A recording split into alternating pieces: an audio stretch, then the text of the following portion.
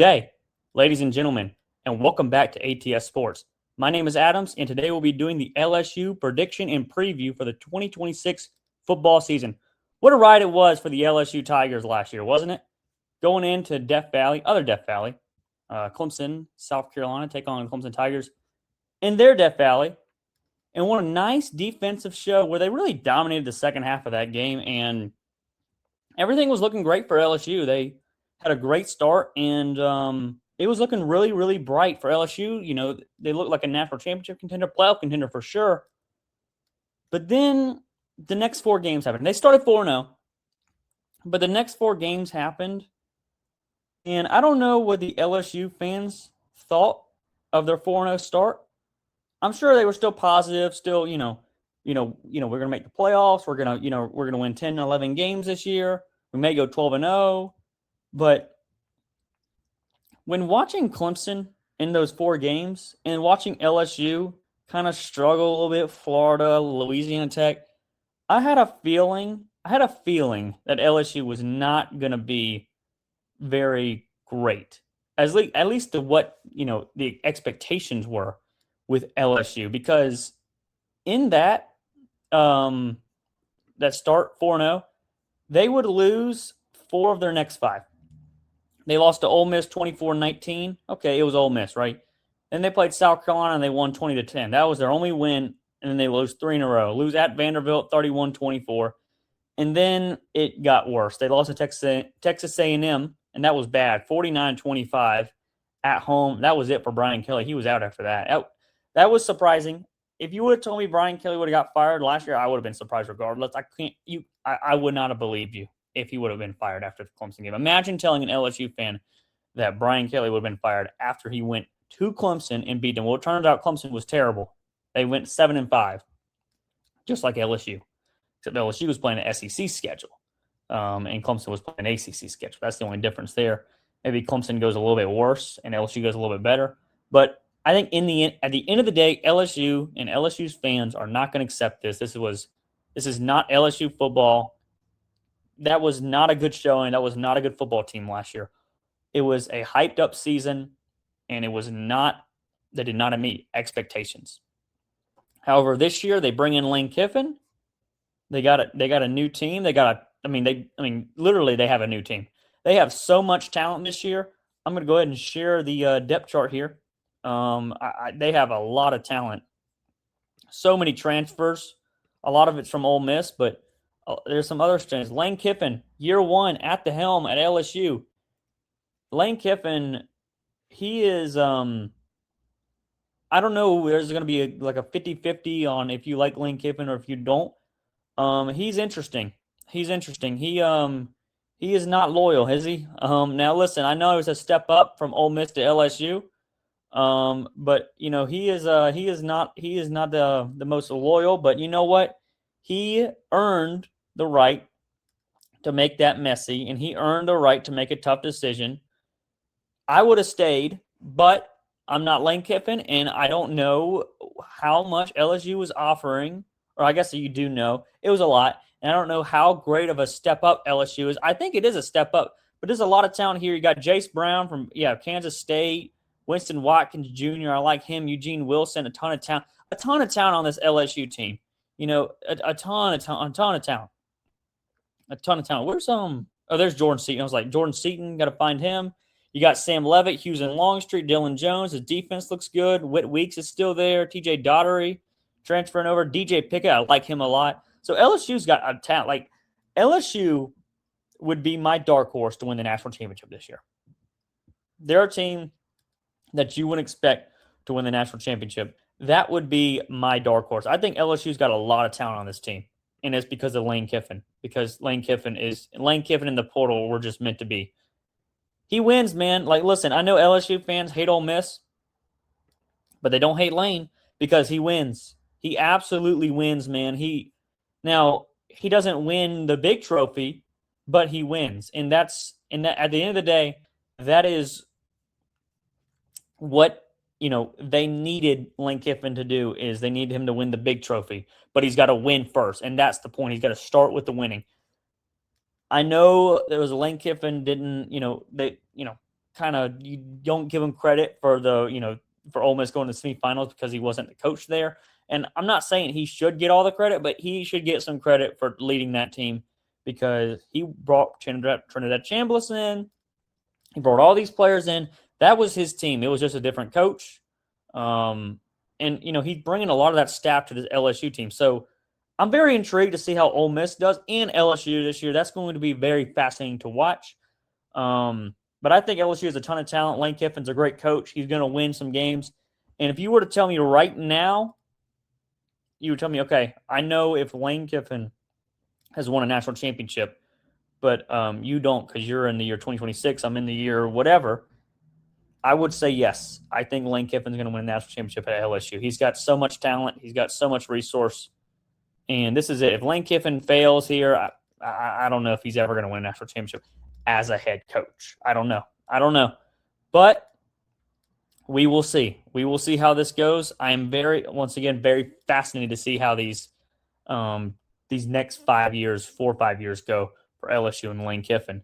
So let's pull up the schedule, shall we? So here's my schedule I made. So Clemson, Louisiana Tech, at Ole Miss, Texas A&M, versus McNeese, at Kentucky, at Mississippi State, at Auburn, versus Mississippi State, excuse me, at Auburn, versus Alabama, versus Texas, at Tennessee, at Arkansas. Them SEC schedules are no joke, huh? What a schedule. It was hard last year, and it's hard again this year. This is a brutal schedule. And right now, I'm looking at this gap from October 17th to November 21st. That is a tough stretch. You've got Mississippi State, no slouch, at Auburn, Jordan Hare, Alabama, Texas, at Tennessee, They'll beat at Arkansas. What a schedule. What a schedule it is, man. This is a really, really tough schedule. And, it's the SEC. This gets you in automatically. If there's I feel like every 10-2 team that goes to 10-2 in the SEC will always be a lock to make the playoff. 9-3, I think you have a team that's going to be eventually will get in at 9-3.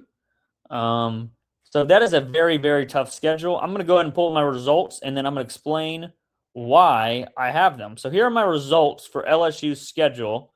So let's go ahead and start with Clemson. You win that game. Clemson's not going into LSU, and they're not winning that game. Clemson has a way kind of rebrand. Last year was supposed to be their all-in year, and they went 7-5. So you kind of have LSU's kind of all in. There's no way, to me, Clemson goes in and wins that game. I don't see it. I think LSU wins that game. And I don't think it'll be very tough. I mean, I don't think it'll be a one-score game either. I'm not going to say, come on here and say LSU's going to win by 40 points. But I don't think you're just going to, I don't think they're going to, it's going to be sweating in the fourth quarter. I think they're going to win this something like 27-12, something like that. Then you play Louisiana Tech. You win that one. Easy, right? Let's hope.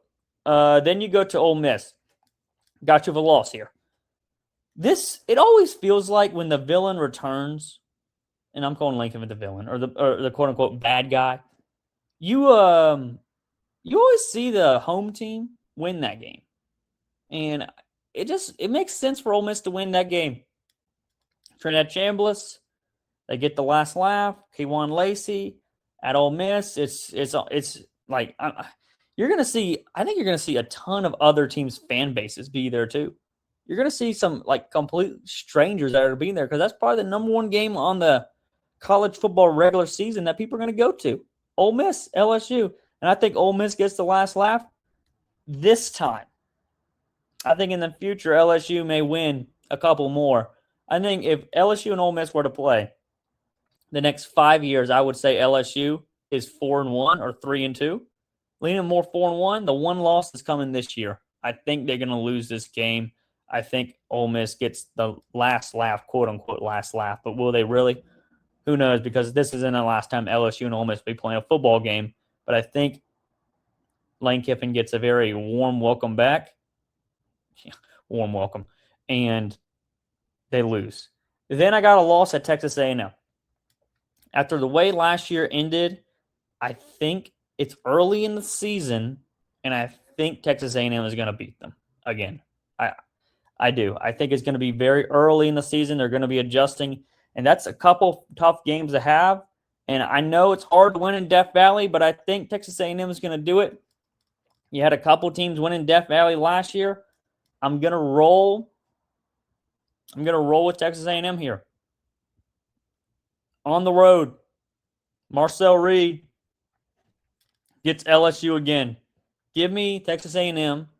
I don't know what the line is going to be at that point. I'm pretty sure LSU is probably the favorite. Give me Texas A&M. I think a lot of people are sleeping on them. A lot of people feel like kind of writing them off, like they didn't just make the playoffs.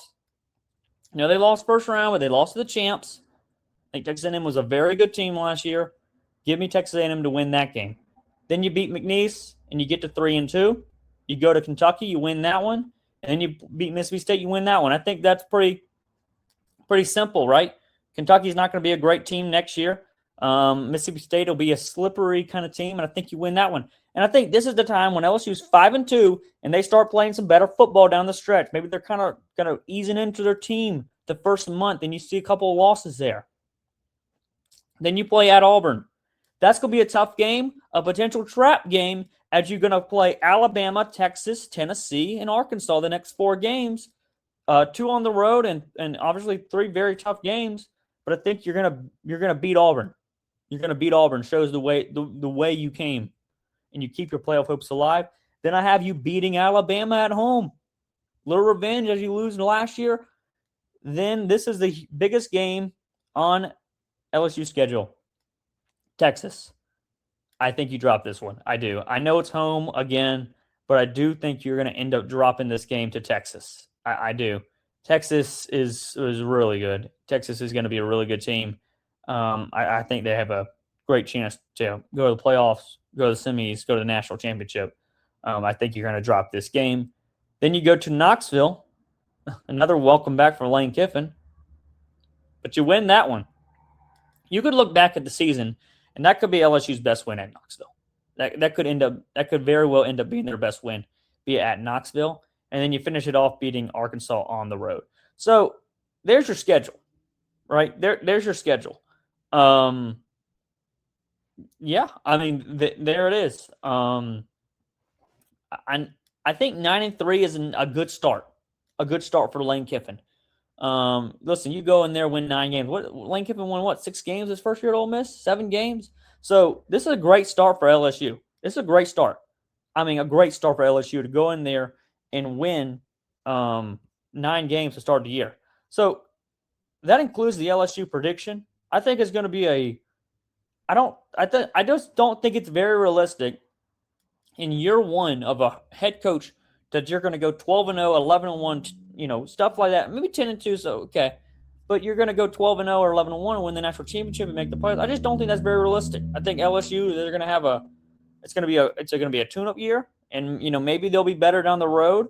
And maybe they win some of these games, but I do think that LSU this year is going to be kind of a tune-up year. Okay, I don't think they're going to start winning, but then they could get some more success as they build on success. You don't see a whole lot of coaches in year 1 and year 2 just go 12-0, other than Lincoln Riley inheriting that team. But Lane Kiffin's bringing over kind of a new team, right? Levitt was at Arizona State last year. J.C. Brown at Kansas State. Jordan Seaton at Colorado. This is a good team, but can they put it all together, especially playing some very tough games? And I just think it's going to be a couple years before Lane Kiffin, I think, really puts himself in 12-0. And Lane Kiffin's never been 12-0, with all due respect. He's never been 12-0. So we'll have to see, man. This is going to be a fun season for LSU. I'm really very fascinated. Listen, I come back and I'm wrong. You guys can clown me. You LSU fans can come out and clown me. I'll take it. But this is what I'm standing on, and we'll have to see what happens. So I hope you enjoyed the video, LSU fans, and we'll see what happens. ATS Sports out of here. Peace.